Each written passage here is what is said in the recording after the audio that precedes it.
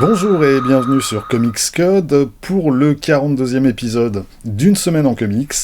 Un épisode où on va parler, comme d'habitude, de quelques nouveautés sorties cette semaine, vu que, ça y est, l'année 2024 est officiellement lancée. La semaine dernière, il n'y avait que Panini qui avait repris le boulot. Cette semaine, on a eu du Urban Comics, du Black River, du Achilleos, du Futuropolis, et j'en oublie sans doute un ou deux autres. On va commencer tout de suite par une plongée dans l'histoire ancienne des comics avec la parution des tomes 1 et 2 de The Vault of Horror chez Achilleos. Ils avaient été annoncés en 2023 et puis on n'avait jamais vu rien venir, mais cette fois, ça y est, ils sont là sous de très belles couvertures signées Julien Noirel qui revisite dans une version modernisée quelques couvertures classiques d'époque. À gauche, sur le volume 1, il s'agit de la couverture du numéro 18 de The Vault of Horror, et à droite, sur le volume 2, du numéro 23. Pour situer très sommairement, EC Comics, au début des années 50, c'était vraiment le grand éditeur de comics américain, celui qui faisait travailler les meilleurs artistes de l'époque et qui publiait essentiellement des récits d'horreur, de science-fiction ou des histoires policières. Et puis qui a aussi lancé Mad, dans le genre humoristique, Mad qui, aux États-Unis, est une véritable institution. Et EC Comics s'est pris en pleine tronche la création du Comics Code Authority en 1954, qui interdisait les scènes trop violentes, qui interdisait l'utilisation de vampires ou de loups-garous, bref, qui interdisait tout ce qui avait fait le succès d'EC Comics jusque-là. Et l'éditeur ne s'en relèvera pas. Ça fait maintenant une bonne douzaine d'années que Achilleos publie les vieilles séries EC Comics en France. Ils ont publié au fil des ans l'intégralité de Tales from the Crypt, de Crime Suspense Stories, de Weird Science, Weird Fantasy et quelques autres. Ça doit faire autour d'une dizaine de séries en tout, toujours dans ce format, en noir et blanc. Et certaines séries comme Tales from the Crypt ou Crime Suspense Stories ont été reprises en intégrale dans un format plus grand. The Vault of Horror, c'est donc une série publiée par EC Comics entre 1950 et 1955, et qui contenait des histoires plus ou moins horrifiques et plus ou moins fantastiques. Chaque numéro contenait en général 4 histoires d'une demi-douzaine de pages chacune, et on y retrouvait la crème des artistes de l'époque. On a des récits dessinés par Harvey Kurtzman, Al Feldstein, Johnny Craig, Jack Kamen ou Jack Davis. Dans le premier tome, on retrouve les numéros 12 à 18, et dans le deuxième tome, les numéros 19 à 25. Et vous allez me dire, tiens, pourquoi ça commence au numéro 12 ? Ils sont passés où les 11 premiers ? Eh bien, en fait, ils n'existent pas. À l'origine, EC Comics avait lancé un comic book intitulé War Against Crime, qui contenait des histoires policières censées être inspirées de faits réels. Il y a eu 11 numéros, et au 12e, EC Comics a rebaptisé le bouquin The Vault of Horror.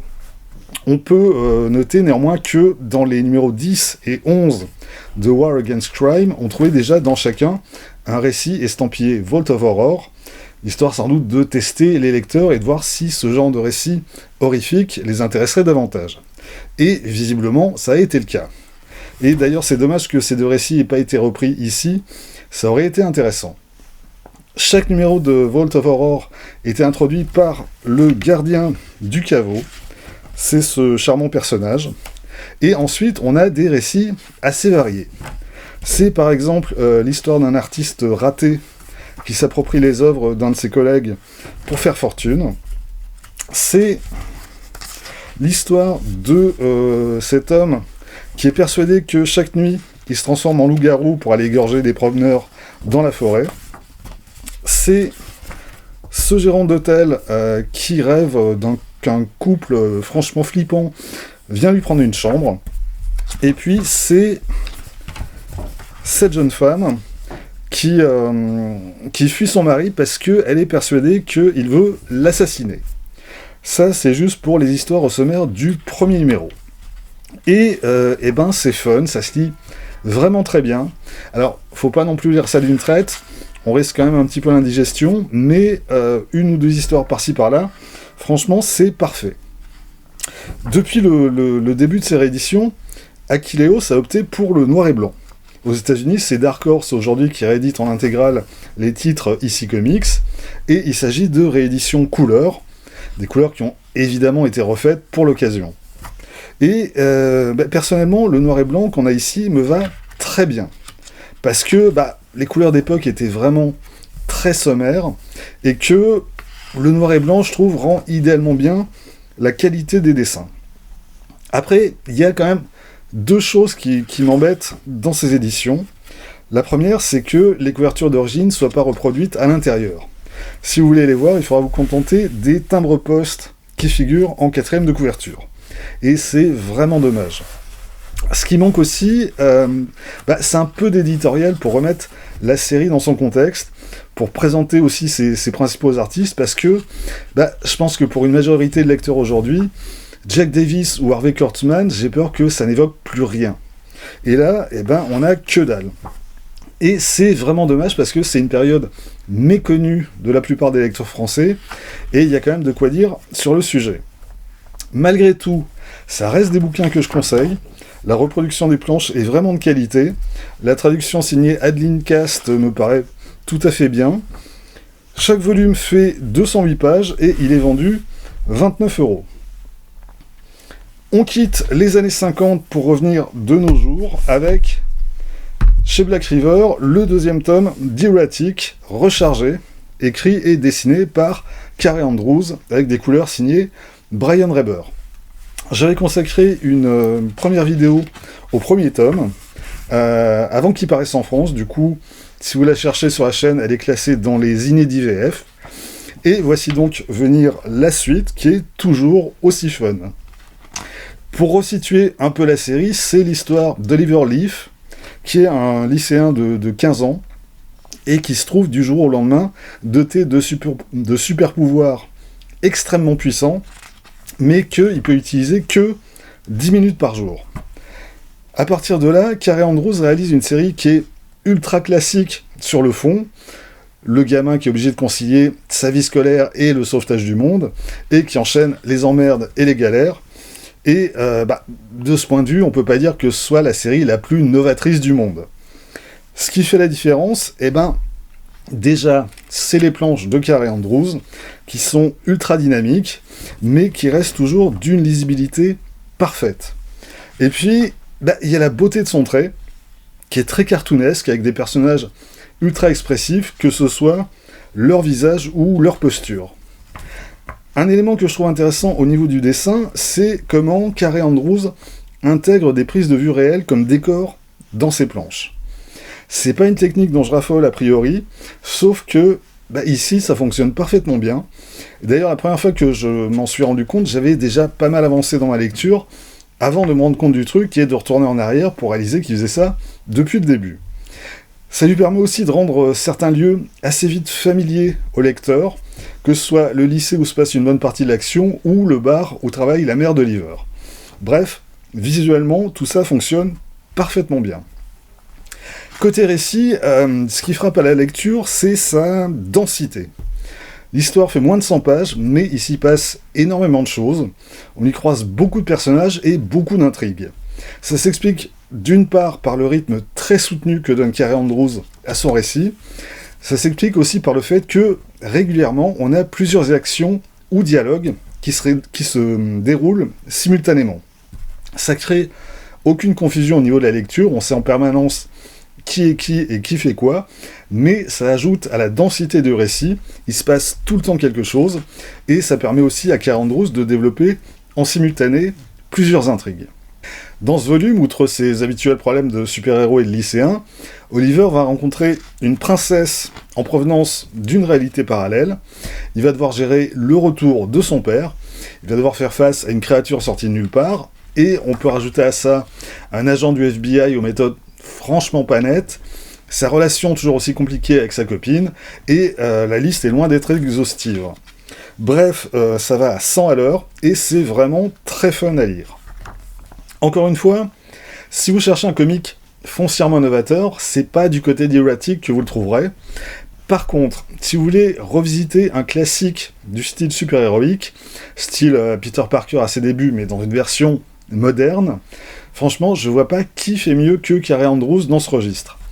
Par contre, si c'est pas encore le cas, il faut vraiment mieux se procurer le tome 1 avant d'attaquer celui-ci, sinon vous risquez quand même d'être un peu paumé.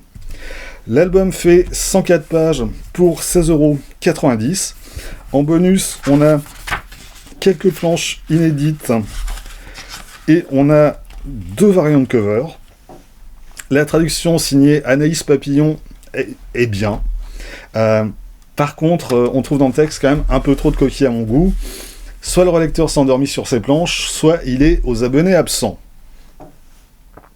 Et j'ai gardé le meilleur pour la fin, le nouveau Shaolin Cowboy, pour une poignée de beaufs, écrit et dessiné par Geoff Darrow, avec Dave Stewart aux couleurs, et qui est paru chez Futuropolis. Alors, je vais pas revenir sur la carrière de Geoff Darrow, j'en ai déjà parlé l'an dernier dans un épisode d'une semaine en comics, au moment de la réédition de Big Guy and Rusty the Boy Robot. Si vous connaissez pas du tout, je vous invite à aller jeter un œil du côté de chez Max Faraday. Il lui a consacré une vidéo cette semaine, ça devait être jeudi, et du coup, il passe en revue ses principaux titres. Shaolin Cowboy, Futuropolis avait précédemment publié l'intégrale de ses aventures en 3 tomes, dans le même grand format que celui-ci, et donc là, ils remettent le couvert avec ce nouveau récit, qui est paru aux États-Unis chez Dark Horse en 2022-2023, et bon, bah c'est bon, arrêtez tout. Là, on tient d'ores et déjà le meilleur bouquin de l'année. Bon, le meilleur, j'exagère peut-être un peu. Le plus beau, ça, c'est à peu près certain. Et le plus timbré, là, à mon avis, ça fait pas beaucoup plus de doute. De quoi ça parle ? Ça parle du Shaolin Cowboy qui botte des culs. Pendant plus de 200 pages. Voilà.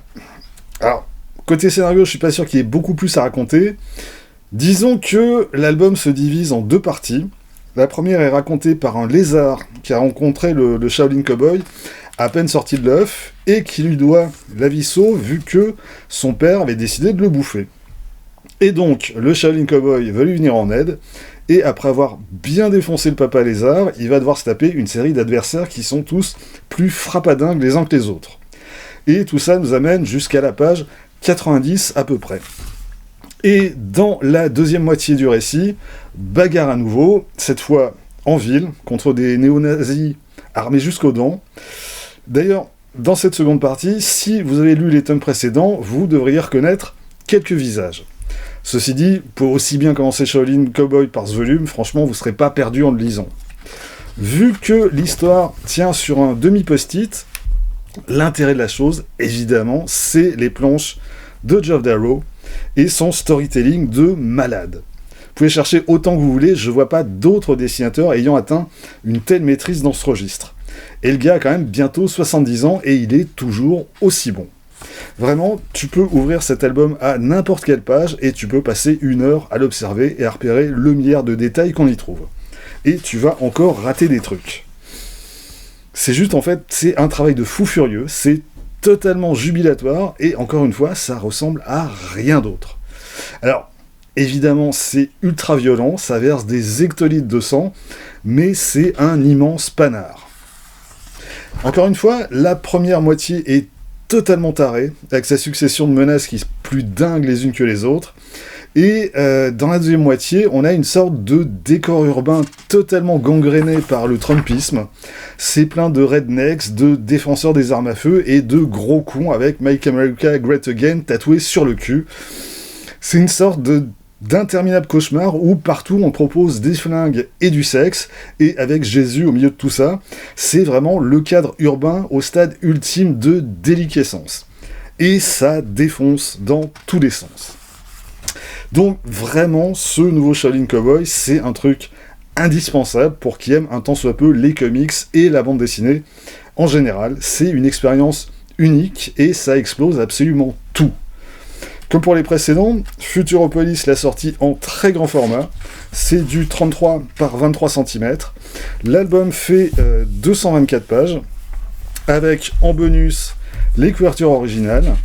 La traduction, elle est signée de son épouse, Lauren Darrow, avec un paquet de notes de bas de page pour signaler les jeux de mots intraduisibles et les références trop américano-américaines pour les lecteurs français.